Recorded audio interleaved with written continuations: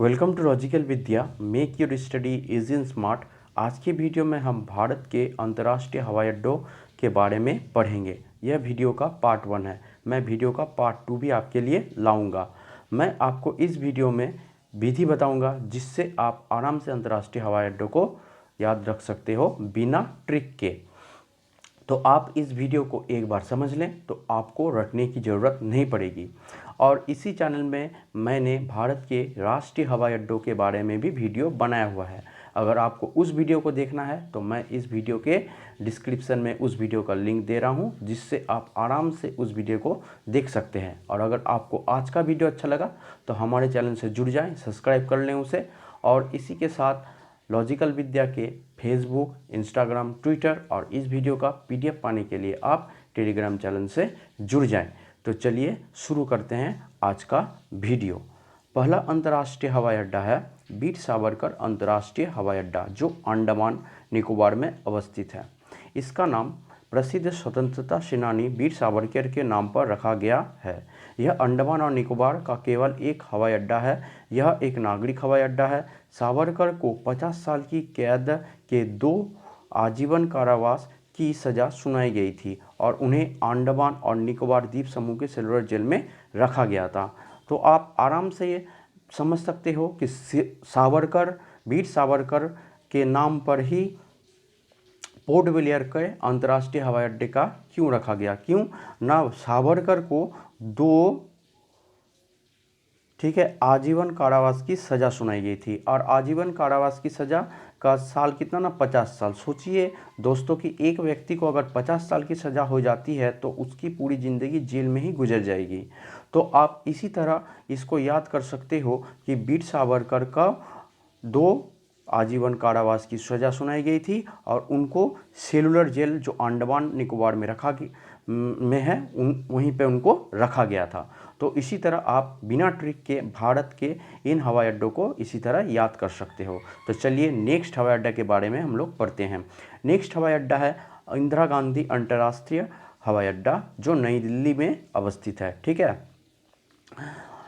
तो इंदिरा गांधी अंतर्राष्ट्रीय हवाई अड्डा यातायात और माल के मामले में भारत का सबसे व्यस्ततम हवाई अड्डा है। इंदिरा गांधी एक भारतीय राजनेता एवं भारतीय राष्ट्र कांग्रेस की केंद्रीय शख्सियत थी। ठीक है, वह पहली और आज तक भारत की एकमात्र प्रधानमंत्री थी और रही हैं। ठीक है, तो भारत का सबसे व्यस्ततम हवाई अड्डा को आपको एग्जाम में पूछा जाए तो आपको याद रखना है इंदिरा गांधी अंतर्राष्ट्रीय हवाई अड्डा। अब इसको याद रखने की विधि क्या है ना, इंदिरा गांधी भारत की एकमात्र प्रधानमंत्री थी। तो हर देश का एकमात्र कैपिटल होता है। ठीक है, किसी किसी देश का 2-3 कैपिटल भी होता है, लेकिन साधारणतः सभी देशों का एक ही कैपिटल होता है। तो इंदिरा गांधी भारत की एक ही महिला प्रधानमंत्री थी और आज भी उनका रिकॉर्ड ये बरकरार है। तो आप इसी तरह आराम से याद रख सकते हो कि इंदिरा गांधी अंतर्राष्ट्रीय हवाई अड्डा कहाँ पे है ना, नई दिल्ली में। क्योंकि इंदिरा गांधी भारत की प्रथम महिला प्रधानमंत्री थी और उनके नाम पर ही दिल्ली में एक अंतर्राष्ट्रीय हवाई अड्डा का निर्माण किया गया है। इसी तरह आपको इसको याद रखना है। तो चलिए नेक्स्ट हम लोग देखते हैं राजीव गांधी अंतर्राष्ट्रीय हवाई अड्डा, हैदराबाद, तेलंगाना। 5496 एकड़ क्षेत्रफल वाला हैदराबाद अंतर्राष्ट्रीय हवाई अड्डा क्षेत्रफल की दृष्टि से भारत का सबसे बड़ा हवाई अड्डा है। राजीव गांधी अंतर्राष्ट्रीय हवाई अड्डा यातायात, कार्गो और यात्री के मामले में भारत का 6ठा व्यस्ततम हवाई अड्डा है। केंद्र सरकार ने पूर्व राजीव गांधी के नाम पर हवाई अड्डा का नाम रखा था, जिन्होंने हैदराबाद में पायलट ट्रेनिंग ली थी। तो आपको समझ में आ गया कि राजीव गांधी अंतर्राष्ट्रीय हवाई अड्डा हैदराबाद में क्यों बसाया गया है। क्योंकि हैदराबाद में राजीव गांधी ने पायलट की प्रशिक्षण ली थी, तो उनके ही नाम पर अंतर्राष्ट्रीय हवाई अड्डा हैदराबाद में बसा हुआ है। तो और आपको अगर एग्जाम में पूछे कि भारत के वो सबसे बड़ा हवाई अड्डा क्षेत्रफल की दृष्टि से कौन है, तो आपको याद रखना है राजीव गांधी अंतर्राष्ट्रीय हवाई अड्डा। चलिए नेक्स्ट हवाई अड्डा के बारे में पढ़ते हैं। बारडोलीम अंतर्राष्ट्रीय हवाई अड्डा, जो गोवा में अवस्थित है। केंद्र नागरिक विमानन मंत्रालय ने गोवा के बारडोलीम अंतर्राष्ट्रीय हवाई अड्डे में देश का पहला जीआई भौगोलिक संकेतक स्टोर शुरू किया है। बारडोलीम मारगोवा गोवा में स्थित एक गांव है। तो बारडोलीम जो है मारगोवा में स्थित गांव है, तो उसी के नाम पर बारडोलीम अंतर्राष्ट्रीय हवाई अड्डा ठीक है गोवा में है। तो आपको इसी तरह याद रखना कि बारदोलीम एक गांव है जो गोवा में बसा हुआ है और उसी के नज़दीक में अंतर्राष्ट्रीय हवाई अड्डा है, तो उसका नाम बारदोलीम अंतर्राष्ट्रीय हवाई अड्डा रखा गया है। और एक चीज़ आपको याद रखना है कि अंतर्राष्ट्रीय हवाई अड्डा देश का पहला जहां पर भौगोलिक संकेतक स्टोर शुरू किया गया है वो भी है ना बारदोलीम अंतर्राष्ट्रीय हवाई अड्डा। चलिए नेक्स्ट हवाई अड्डे के बारे में हम लोग पढ़ते हैं। लोकप्रिय गोपीनाथ बारदोली अंतर्राष्ट्रीय हवाई अड्डा गुवाहाटी असम।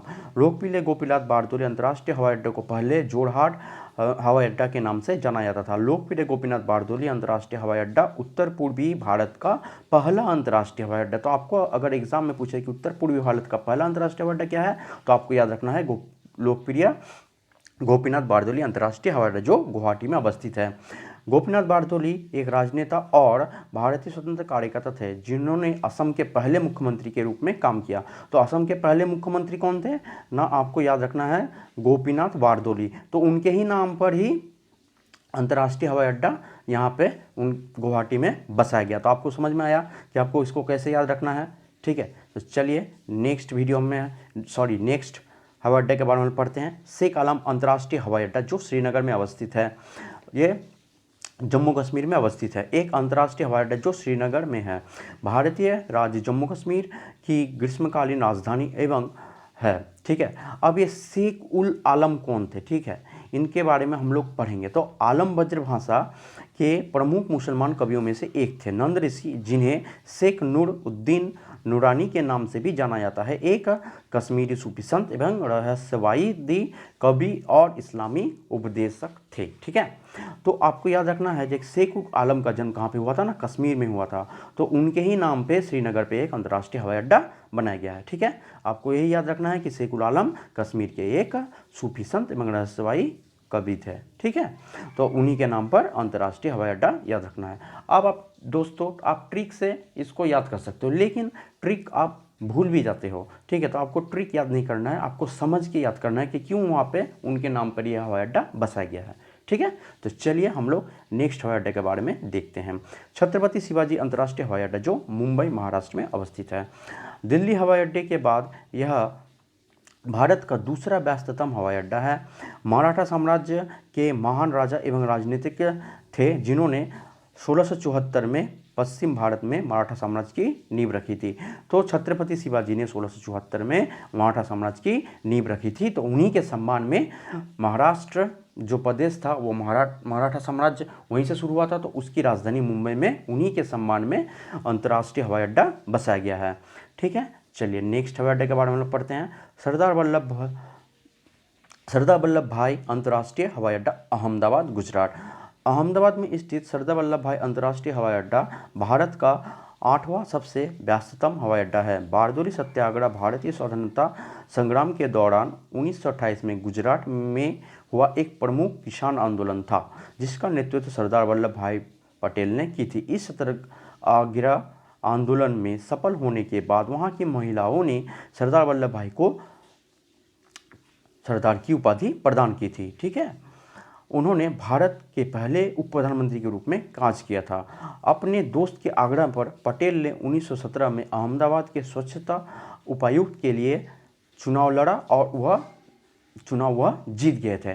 तो सरदार वल्लभ भाई पटेल अंतर्राष्ट्रीय हवाई अड्डा अहमदाबाद में क्यों अवस्थित है ना, आपको यही याद रखना है कि 1917 में वह अहमदाबाद के स्वच्छ आयुक्त के चुनाव के लिए लड़े थे और जीत गए थे। इसके अलावा अहमदाबाद में ही उन्होंने बहुत तरह के स्वतंत्रता संग्राम से जुड़े आंदोलनों का नेतृत्व किया। ठीक है, इसीलिए सरदार वल्लभ भाई के नाम पर ही अंतर्राष्ट्रीय हवाई अड्डा अहमदाबाद में बसाया गया है। ठीक है, आपको ये समझ में आया। चलिए नेक्स्ट हम लोग पढ़ते हैं। अहिल्याबाई होलकर अंतर्राष्ट्रीय हवाई अड्डा इंदौर मध्य प्रदेश। यह एक नागरिक हवाई अड्डा है। देवी अहिल्याबाई होलकर राज्य के पहला अंतर्राष्ट्रीय हवाई एयरपोर्ट घोषित किया गया है। मराठा महासंघ के एक स्वतंत्र सदस्य के रूप में मध्य भारत में इंदौर पर शासन किया। अहिल्याबाई होलकर को एक ऐसी रानी के रूप में जाना जाता है जिन्होंने भारत के अलग अलग राज्यों में मानवता की भलाई के लिए कार्य किए। ठीक है, तो हम लोग जानते हैं कि भोसले ने, ठीक है, भोसले जो थे वह तंजौर ने अपना शासन स्थापित किया था। कब ना, मराठा साम्राज्य के दौरान। फिर गायकवाड़ जो थे वह बड़ौदा स्टेट गए थे। होलकर जिन्होंने इंदौर में शासन किया और सिंधिया जिन्होंने ग्वालियर में शासन किया। तो आपको इसी तरह याद रखना है कि होलकर जो थे वह उन्होंने मराठा साम्राज्य के दौरान इंदौर में शासन किया था, ठीक। सिंधिया ग्वालियर, गायकवाड़, ठीक है, गायकवाड़ जो थे वह बड़ौदा स्टेट और भोसले जो तंजौर स्टेट में अपना शासन चलाते थे। तो होलकरों ने इंदौर में शासन किया। तो अहिल्याबाई होलकर, तो उनका भी, वो भी तो इंदौर की ही, ठीक है, रानी थी। तो उन्हीं के सम्मान में वहाँ पे अंतर्राष्ट्रीय हवाई अड्डा बसाया गया है, ठीक है। आपको इसी तरह इसको याद रखना है। चलिए, अगर भी दोस्तों हमारा ये वीडियो आपको अच्छा लग रहा है, हेल्पफुल लग रहा है, तो हमारा वीडियो को आप फेसबुक में लाइक करना ना भूलें। चलिए नेक्स्ट अंतर्राष्ट्रीय हवाई अड्डे के बारे में लोग पढ़ते हैं। डॉक्टर बाबा साहेब अंबेडकर अंतर्राष्ट्रीय हवाई अड्डा, नागपुर, महाराष्ट्र। डॉक्टर बाबा साहेब अंबेडकर अंतर्राष्ट्रीय हवाई अड्डा महाराष्ट्र में स्थित है। भारतीय संविधान के मुख्य वास्तुकार के नाम पर बाबा साहेब अंबेडकर अंतर्राष्ट्रीय हवाई अड्डा नागपुर शहर में स्थित है।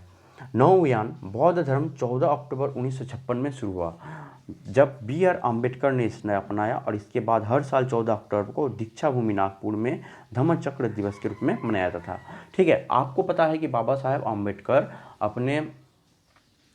उन्होंने बौद्ध धर्म को अपना लिया था, ठीक है। तो उन्होंने बौद्ध धर्म कहाँ पे अपनाया था ना, बाबा साहेब अम्बेडकर ने बौद्ध धर्म नागपुर में, ठीक है, अपनाया था। नागपुर में उन्होंने बौद्ध धर्म को अपनाया था। तो उन्हीं के नाम पे नागपुर में अंतर्राष्ट्रीय हवाई अड्डा बसाया गया। तो आपको समझ में आया क्यों नागपुर में बाबा साहेब अम्बेडकर अंतर्राष्ट्रीय हवाई अड्डा बसाया गया है। चलिए हम लोग बढ़ते हैं नेक्स्ट हवाई अड्डा के बारे में। श्री गुरु रामदास जी अंतर्राष्ट्रीय हवाई अड्डा, जो अमृतसर पंजाब में स्थित है। भारत के सबसे तेजी से बढ़ते हुए हवाई अड्डों में से एक श्री गुरु रामदास जी अंतर्राष्ट्रीय हवाई अड्डा का नाम चौथे सिख गुरु के नाम पर रखा गया है।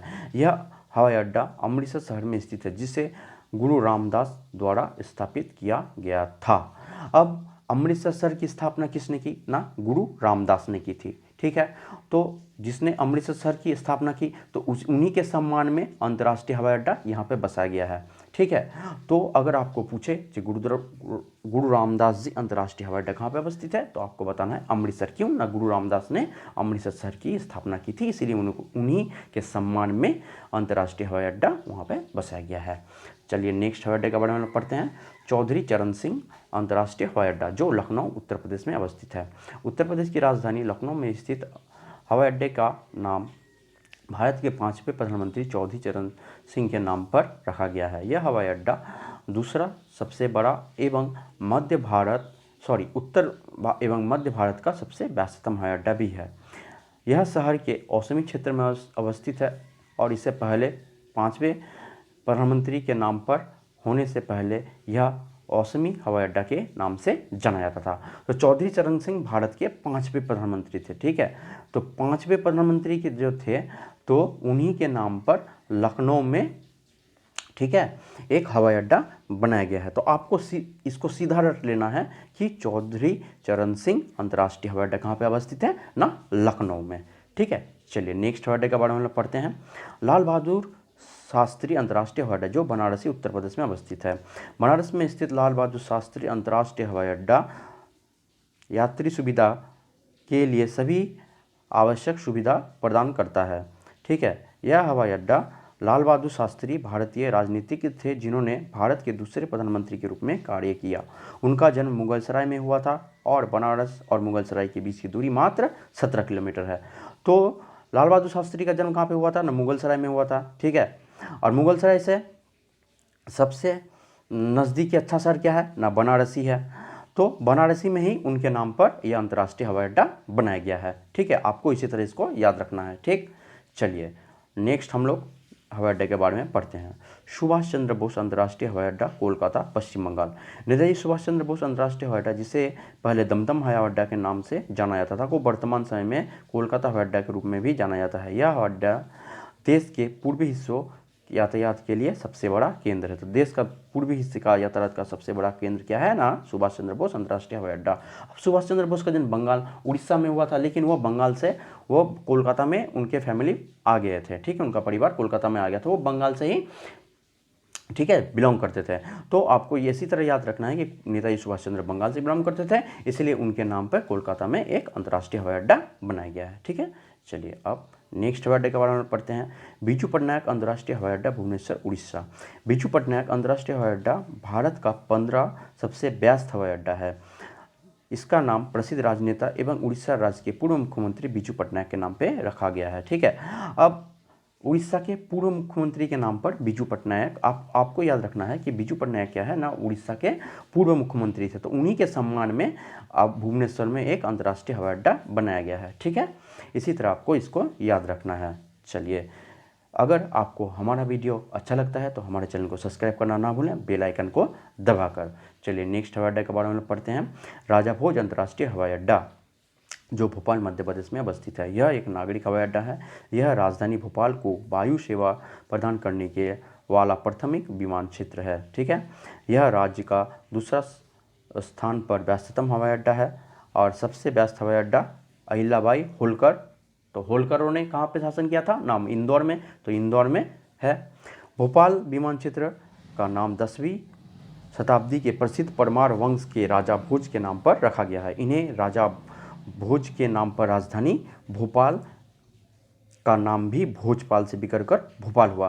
तो भोपाल नगर की स्थापना किसने की थी ना, राजा भोज ने की थी, ठीक है। आपको याद रखना है सिर्फ यही, जो भोपाल नगर की स्थापना राजा भोज ने की थी, इसीलिए उनके सम्मान में अंतर्राष्ट्रीय हवाई अड्डा यहाँ पर बनाया गया है, ठीक है। इसी तरह आपको याद रखना है। चलिए हम लोग नेक्स्ट पढ़ते हैं अंतर्राष्ट्रीय हवाई अड्डे के बारे में।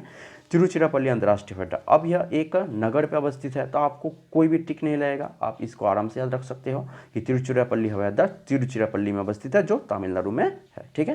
द्वितीय विश्व युद्ध के दौरान अंग्रेजों द्वारा स्थापित तिरुचिरापल्ली अंतर्राष्ट्रीय हवाई अड्डा तमिलनाडु राज्य का तीसरा सबसे बड़ा अंतर्राष्ट्रीय हवाई अड्डा है। साथ ही यह भारत का 10वां व्यस्ततम हवाई अड्डा है। प्राचीन काल में चोल राज्य की राजधानी कौन थी ना, तिरुचिरापल्ली थी, और तिरुचिरापल्ली क्या है ना, तमिलनाडु का एक राज्य है, ठीक है।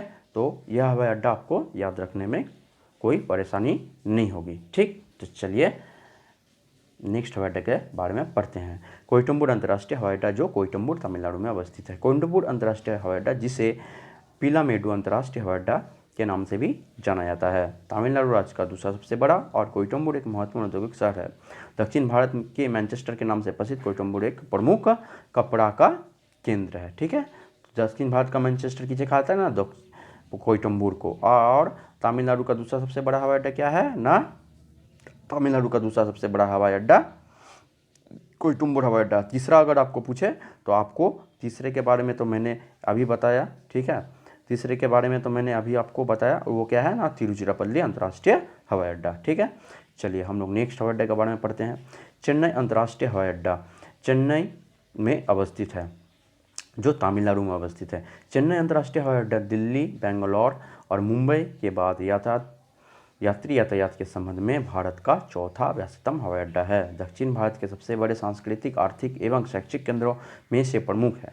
यह चौथा सबसे बड़ा हवाई अड्डा है और भारत में सबसे अधिक आबादी वाला शहरी ढांचा भी कौन है ना, चेन्नई।